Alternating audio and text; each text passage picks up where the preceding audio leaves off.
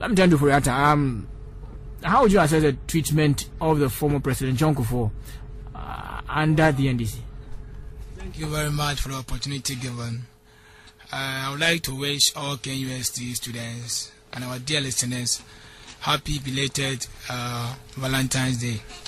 I believe yesterday everything went on as expected. Well, I feel very sad the way my brother here, Jamfi, has been bashing our former President Kufuor and living his own, that is J.J. Rawlings. Before I begin, I would like to state that in as much as we are entitled to our own opinions, we are not entitled to facts.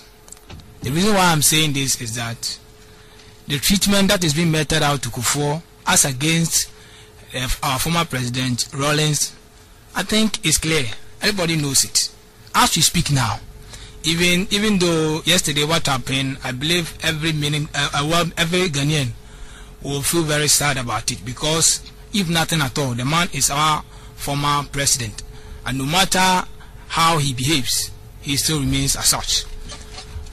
The fire that gutted the rich, resident, tell me, is it a state residence of is for former President Rawlings himself, or he bought it himself? It's a state house that he's staying in, compared to Kufuor, who is now residing in his own house. So if you talk about Rawlings not being treated fairly as against Kufuor, I don't think the man is being fair here. Because how do you compare that to the treatment of Jerry Rawlings under then President Kufuor? Now that is what he tried doing. That's what he tried doing. That if you look at the way we are treating Kufuor and Rawlings, that means Kufuor is being treated well and compared to Rawlings. I think he made that assertion. No, I didn't dispute it. Maybe I need to correct you on that. That wasn't what I was saying. If you recall, I made a point that I think that we've done well when it comes to the treatment that we've been giving our ex-presidents. What I said is I was reacting to the question you had posed to me, that how do I assess the treatment of this government to ex-President Kufuor, and I said that it was good and it wasn't as bad as, with all due respect, the lecturer Mr. Amachi placed it, and I said the facts straight on that. So I didn't by any way try to contrast treatment being meted out to ex-President Rawlings to that of Kufuor. I didn't do so. Okay, right.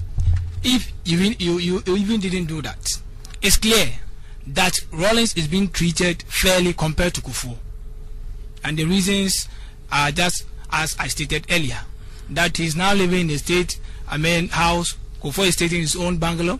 Now Kufuor has no vehicle that has been provided to him by the state compared to Rawlings, and a whole lot of things. As we speak now, Kufuor's ex-gratia has not been paid. Rawlings is now enjoying ex-gratia from the previous Green Street report. So a whole lot of things clearly show that Kufuor is not being treated well compared to Rawlings. So I think that's a fact. Nobody can dispute that. Now, coming to the way we treat our former president, I believe we have over-politicized the way we do things in this country. Because if you go to other countries, I don't think these things exist. Recently, when Haiti earthquake struck, you could see Clinton, Bush, and co. all joining hands together to see the way forward for Haiti. It's not that I don't think that can happen in Ghana. Every little thing we try to politicize it.